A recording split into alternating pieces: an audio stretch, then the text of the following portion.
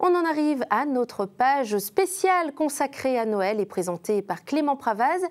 Clément, on vous retrouve donc en direct du marché de Noël de Troyes. Et oui Kelly, je vous retrouve ici entre l'un des 25 chalets de ce marché de Noël de Troyes et je suis en compagnie de Nicolas Honoré, adjoint au maire en charge du commerce. Bonsoir, merci d'être avec nous. Bonsoir, avec plaisir. Cela faisait depuis 2005 qu'il n'y a pas eu de marché de Noël à Troyes. Comment on explique 19 ans d'absence ? Eh bien déjà d'autres animations. Alors on avait eu des bulles géantes dans lesquelles on pouvait rentrer, un calendrier de l'Avent avec une projection sur la façade de l'hôtel de ville, une patinoire. Et cette année, donc, le grand retour d'un marché de Noël sur le thème de l'artisanat et de la gastronomie. En 2023, la ville de Troyes avait lancé une grande consultation pour établir son plan d'action commerce. Donc 40 mesures ont été identifiées à l'horizon 2023-2030, dont le retour d'un marché de Noël. C'est chose faite aujourd'hui avec une trentaine de chalets sur le forum de l'hôtel de ville. Et qu'est-ce qui a motivé les Troyens à vous faire cette demande d'avoir un marché de Noël en plein cœur de Troyes ? Je pense que déjà le marché de Noël, c'est dans l'esprit de Noël. Et puis c'est un vrai lieu de vie, c'est-à-dire qu'on y vient faire ses courses, on y découvre des producteurs locaux, des artisans, et chaque semaine il y a du changement. C'est-à-dire sur la période, vous allez pouvoir découvrir une cinquantaine d'artisans ou de producteurs différents. Donc autant d'occasions de se faire plaisir pour les gourmands, de faire des achats de Noël ou tout simplement découvrir des producteurs locaux. Et est-ce qu'il y a une priorité justement sur le local, le fait de trouver des gens de la région ? Alors, on a effectivement voulu travailler déjà l'esthétisme des stands, l'originalité des produits, la complémentarité avec ce qu'on peut trouver chez les autres commerçants du centre-ville, parce que ce marché de Noël, vraiment, s'est construit en complémentarité. L'idée, c'est pas de faire une concurrence, une opposition, mais bien d'apporter une animation supplémentaire pour permettre aux commerçants de travailler. Donc, on a mis en place un comité de sélection où il y avait l'association des commerçants, l'association de promotion des métiers d'art, la ville de Troyes, la maison du boulanger, et on a comme ça choisi des exposants qui s'intégraient le mieux possible. Et très rapidement, est-ce que ce marché de Noël va être amené à recommencer les années d'après ? Alors on va en tirer le bilan, mais c'est vrai que les premières semaines sont très positives, les exposants sont satisfaits, les visiteurs également. Donc l'idée c'est de voir comment on peut l'ajuster, le faire éventuellement grossir un petit peu, mais a priori c'est bien de continuer dans cette voie-là. Alors on va continuer cette discussion, mais d'abord on va se rendre sur un autre marché de Noël, celui de Châlons en Champagne, à la rencontre d'une Rémoise qui fabrique des boules de Noël en verre. Elle s'y prend 2 mois à l'avance et c'est bien le minimum puisqu'elle rencontre un certain succès, comme vous allez le voir, puisque Cécile Banazic et Léa Sombré l'ont suivie dans son atelier.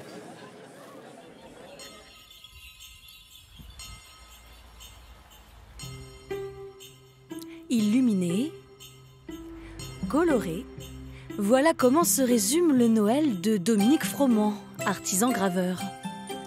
Et cette passion, elle la partage en peignant depuis 20 ans des boules de Noël en verre. Quand j'étais jeune, on faisait beaucoup Noël avec mes grands-parents, donc mon grand-père qui dessinait très très bien, qui m'a donné le don. Et depuis ce temps-là, je fais toujours Noël. Pour moi, c'est une fête que j'adore. J'aime bien la lumière, j'aime bien la gaieté, j'aime bien la couleur, voilà.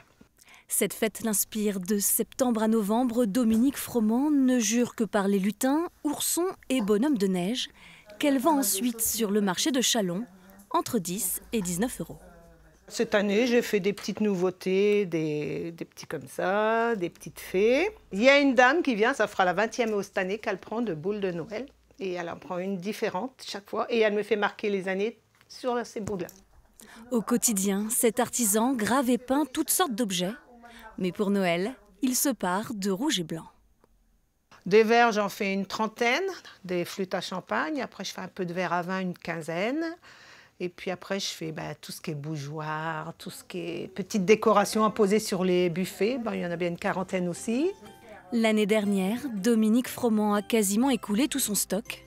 Sur 350 boules de Noël, il ne lui en restait qu'une douzaine.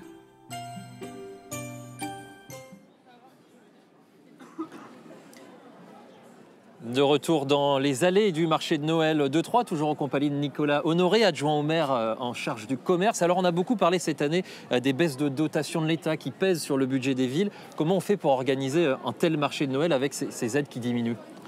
Alors ce qu'il faut avoir en tête, c'est qu'on est dans une période où il y a besoin de magie et de féerie. Et à la ville de Troyes, les animations de Noël, ces festivités sont pensées dans le but d'aider et d'accompagner les commerçants. C'est un moment, on le sait, extrêmement important en termes de chiffre d'affaires et il y a besoin de la vie, d'animation pour le développer. Donc c'est là-dessus qu'on le travaille, qu'on le met en place. C'est vraiment dans une politique d'accompagnement. Pour autant, concrètement, combien ça coûte, combien ça pèse dans le budget de la ville, ce marché de Noël? Alors, il y a le marché de Noël en lui-même, on est autour de 150 000 €. Après, il y a toute la partie décoration, animation qui vient en complément. Le marché de Noël, c'est aussi des recettes, hein, puisque les exposants qui sont présents ont un loyer. Vous parliez d'économies à faire. On a également travaillé tout ce qui est sobriété énergétique. Pour faire des économies. Pour être aussi exemplaire, il faut savoir que l'ensemble des éclairages, on est en 100% LED. Et depuis 2 ans, on a également revu la politique d'éclairage, c'est-à-dire qu'à 23h, on éteint et on ne le rallume pas le matin, contrairement à ce qu'on pouvait faire les autres années. Donc on a pensé jusqu'au bout les démarches, mais c'est bel et bien d'accompagner les commerçants, mais également apporter du rêve dans une période où on a besoin. Merci d'avoir été avec nous, Nicolas Honoré, pour en discuter. Et on va continuer ce journal avec un autre incontournable de Noël, c'est la solidarité en cette période de fin d'année, avec des sportifs ardennais qui se mobilisent pour récolter des cadeaux pour les enfants hospitalisés. Plus de 1500 jouets ont déjà été rapportés pour les services pédiatriques de Sedan et de Charleville-Mézières. Nous avons suivi les livraisons de ces lutins très sportifs avec Alexandre Blanc et Ophélie Perroux. Tous les ans, les bénévoles du club de hand Sedan-Ardennes chargent leurs coffres de jouets récupérés auprès des licenciés. Cette année, c'était au niveau de la buvette. L'année dernière, c'était dans la salle Schmitt. Donc ils viennent et après, une fois que tout est collecté, on vérifie s'il y a des choses à jeter parce qu'il y a des gens qui mettent n'importe quoi.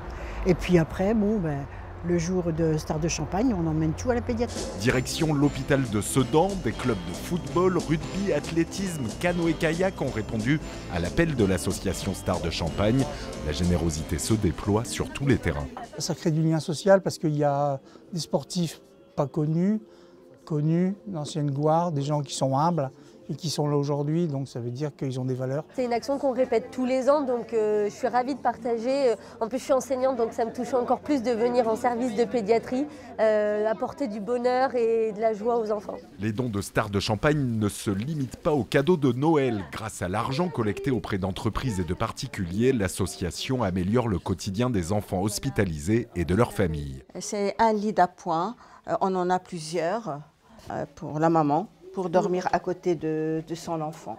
En 29 ans, l'association a reversé 535 000 € aux établissements de la région qui prennent en charge des enfants. Voilà, la salle de jeu qui est là depuis plusieurs années. Rien que pour Sedan, ce sont 200 000 € qui ont été investis grâce à l'association. Ce soutien associatif est précieux parce qu'il y a des choses dans les services hospitaliers, des besoins qui ne sont pas offerts ni financés par l'hôpital. Aujourd'hui, que ce soit sur les 2 pédiatries, on est au-delà du confort classique d'une pédiatrie. Et c'est bien que les Ardennes en bénéficient.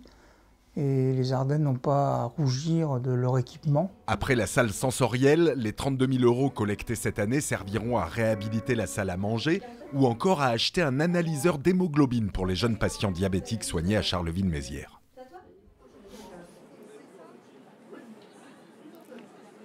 Et on se retrouve dans le chalet d'Amour et d'Abeilles. Ici, on trouve des produits à base de miel qui se mangent et qui ne se mangent pas. Bonjour Mélissa, alors concrètement, on trouve quoi dans votre stand? Bonsoir. Eh bien, on trouve des produits issus de l'apiculture et des cosmétiques qui sont naturels, biologiques et éthiques. Donc c'est fait à base de miel. Ce miel, il provient d'où exactement? Eh bien, il provient de nos ruches qui sont situées à la gendarmerie de Rosières, dans notre jardin et dans la forêt de Chaours. Donc quelque chose de très local. Exactement. Alors vous, votre particularité, c'est qu'en temps normal, vous n'avez pas de boutique. C'est seulement pendant le marché de Noël qu'on peut retrouver tous vos produits. C'est quoi l'avantage d'avoir en point fixe ici? Eh ben, c'est super parce qu'on peut voir les personnes en vrai. On partage beaucoup nos aventures sur les réseaux sociaux, sur Instagram et Facebook toute l'année. On adore ça. Et là, c'est l'occasion de voir nos clients, nos abonnés et aussi de nouvelles personnes qui nous découvrent en chair et en os. Et ça fait vraiment du bien. Et comment ça se passe? Ça se porte pour l'instant, les ventes? Super, on est vraiment très contents, on a du monde qui vient tous les jours, on est même surpris, mais ravis de ce marché de Noël, vraiment. Je vous entendais dire que vous avez même été dévalisé pour le miel, vous avez dû en remettre tout à l'heure. Exactement, ouais, même les pains d'épices, la chantilly de karité, enfin vraiment, on est vraiment très très contents. Merci Mélissa d'avoir été avec nous, accompagnée de cette bonne odeur de vin chaud au miel, de ce que je vois. Et puis on va continuer de parler de produits artisanaux originaux avec cette tendance, les sapins dits écologiques. Ils sont moins émetteurs de CO2, plus respectueux de l'environnement. C'est une alternative au traditionnel Nordmann ou Épicéa. Un couple d'Ardennais a d'ailleurs lancé son propre concept. On vous l'explique avec Émilie Forzi et Léa Sombré. Dans cette maison de Tagnon, depuis 4 ans, Noël ne rime plus avec sapin naturel. Je ne voulais plus couper du sapin. Et après, on a fabriqué, mon mari et moi, un sapin. Une forme simple à base de triangles de bois enchevêtrés. Sylvie et Jean-Philippe Potier, informaticiens et bricoleurs de génie, ont pu modéliser jonctions et attaches grâce à leur imprimante 3D. Nos amis nous ont dit qu'on tous trouvé ça très beau. Les gens qui venaient à la maison disaient « mais t'as eu ça où ?» Et tout le monde m'a dit « mais Sylvie, il faut le commercialiser ». Donc la petite graine a été semée dans notre tête. L'idée a germé et a donné naissance à Victor, Célestine et Lise. Les sapins design de 3 tailles différentes créés dans les moindres détails par ce couple d'Ardennais. Il fallait un pied résistant et qui soit quand même à peu près design. On a tout fait ici, tout est poncé, il y a des machines à bois rangées derrière vous. On a tout découpé et on a tout monté là. Une centaine de sapins est sortie de l'atelier de la maison familiale ainsi que les décorations assorties. Tout est commercialisé dans des boutiques d'artisans de la région, locaux et écolos, en bois français et bioplastique à base de maïs. Ici aussi, on fabrique écologique. Ça, c'est du bois de palette qu'on récupère là dans la rue. C'est des travaux, là, c'est du bois ordinaire. Hein. Bienvenue à l'association Scie et Ciseaux. Les bénévoles proposent des ateliers de bricolage ouverts à tous, à partir d'objets ou matériaux récupérés dans le quartier Châtillon de Reims. Avec des chutes de bois, Pascal Dandrimont a eu l'idée de fabriquer des sapins. Parce que c'est de l'importation, puis on s'est dit, moi et Anaïs, on en a marre de cette consommation, la surconsommation dans le quartier de Châtillon. L'association donne une seconde vie aux choses et aux gens par la réinsertion. On redonne confiance aux gens. De rien, on arrive à refaire. Le vendredi, on fait un atelier de tapisserie pour changer, pour essayer d'avoir aussi une mixité. Les lutins de Châtillon ont aussi fabriqué un arbre de Noël un peu plus exotique, comme quoi la récupération libère l'imagination. Et on se retrouve à bord du carrousel du temps moderne. Alors lui, contrairement au reste du marché de Noël, il est là toute l'année. Et les Troyens y sont habitués puisqu'il occupe cette place depuis 35 ans. Et en plus, c'est un produit local puisqu'il est fabriqué dans l'Aisne. Et en parlant de choses anciennes, on va se replonger dans nos archives de Noël, 50 ans en arrière, dans des reportages diffusés au mois de décembre. Et on commence avec ce Chaumontais, âgé à l'époque de 104 ans. Il est né, tenez-vous, en 1870. Regardez ces archives montées par Hugo Pollack. Quel était le menu du réveillon pour Noël? La morue. Vous aviez de la morue pour le réveillon? C'était le plat le principal. Ça, c'était le principal plat, la morue. Montagne Pyrénées, vous êtes mes amours, oui, mes amours. Rien n'est si beau que ma patrie. Rien n'est si doux que mon ami. Autant de lettres, autant d'adresses, mais le Père Noël les lira toutes et il saura ainsi ce que chaque enfant désire pour Noël. Une ferme, puis une grande maison, un petit chat et des crocodiles. Au début, 10 lettres seulement arrivaient par jour. Maintenant, c'est une centaine. Les enfants se dépêchent d'écrire et les PTT et la SNCF, eux, se dépêchent de tout envoyer à Libourne. Vous êtes un peu son facteur, alors? Non, mais je suis son transporteur.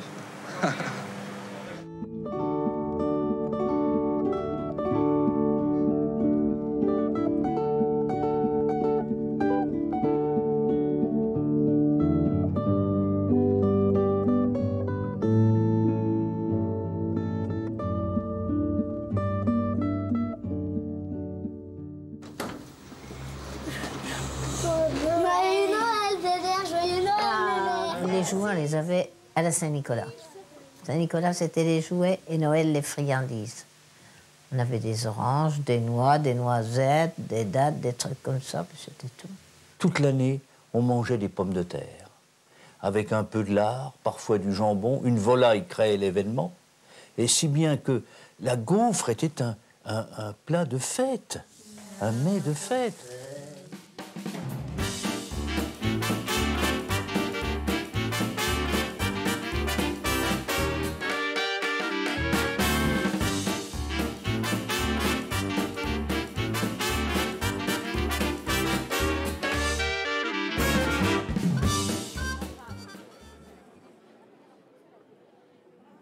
Et que serait un marché de Noël sans ces stands gastronomiques? Regardez derrière moi des friandises, des crêpes, des gaufres et cette bonne odeur de gaufres chaudes qui se mêle au marron chaud, au vin chaud. Mais tout ça, faut pas en abuser si vous participez ce soir à Troyes à la corrida de Noël, cette course festive et déguisée auquel près de 3000 personnes participent. Et on va retrouver notre journaliste Tiffaine Leroux en direct sur la ligne de départ. Bonsoir Tiffaine, il y a un enjeu derrière les déguisements ce soir. Effectivement, Clément, les 50 plus beaux déguisements gagneront toute notre admiration, mais aussi une bouteille de champagne. Et il y a des Troyens qui ont souvent gagné cette bouteille, des Troyennes aussi, comme les comptables, experts comptables qui sont derrière nous du cabinet BTS. Alors, j'ai leur chef de bande avec nous. Ce sont des cupidons, hein, il faut bien le remarquer, vous les avez vus. La chef de bande, c'est Agathe, qui est chargée de communication. Ça fait vraiment longtemps que vous le faites, en fait. Alors, ça fait 7 ans qu'on participe à la corrida de Noël. On a pu créer différents déguisements, des lutins, les chevaliers de la comptabilité, des bouteilles de champagne, bonhomme de neige, Père Noël. Vous y mettez en septembre, je crois? Oui, effectivement, on y commence à réfléchir dès septembre pour avoir le temps de les concevoir, de les confectionner. Et c'est plus la rigolade que le sport qui vous motive, j'ai l'impression quand même. Oui, la corrida de Noël chez BDS, c'est quand même l'événement convivial de fin d'année qui permet de ressouder les liens, créer de la cohésion dans l'équipe, dans le groupe. Et oui, c'est vraiment un événement festif pour nous. Très bien, alors vous allez dans les détails, hein, parce que je crois que dans le cœur, il y a une sono, vous distribuez des chocolats, etc. Vous allez quand même courir ou pas? Alors, on va un peu courir, mais on va quand même y aller tranquille. L'événement sportif chez BDS, c'est aussi le semi-marathon au mois de mai. Mais la corrida, oui, c'est un peu plus tranquille, qui nous permet d'avoir plus de monde avec nous, moins sportifs que ceux du semi-marathon, mais toujours aussi motivés en tout cas. Très bien, bon, vous allez bien vous amuser. Alors, ce soir, il y a d'autres groupes. Hein. Il y a par exemple la confrérie de la Prunelle de Troyes avec des gens en cap rose, des sportives qui sont coachées, et puis des déguisements individuels bizarroïdes et hilarants. Alors, évidemment, venez la découvrir, Clément, et vous allez voir, c'est un immense plaisir. Merci Tiffaine, le départ c'est donc d'ici quelques minutes. Et c'est la fin de ce jour JT spécial Noël présenté en direct du marché de Noël de Troyes qui est ouvert encore jusqu'au 29 décembre. Mais c'est pas complètement terminé pour nous puisqu'on va retrouver Kelly Lafin pour l'actualité nationale en direct de nos studios de Reims. Il ne me reste plus qu'à vous souhaiter un joyeux Noël, un joyeux réveillon du Nouvel An. Portez-vous bien, c'est à vous Kelly.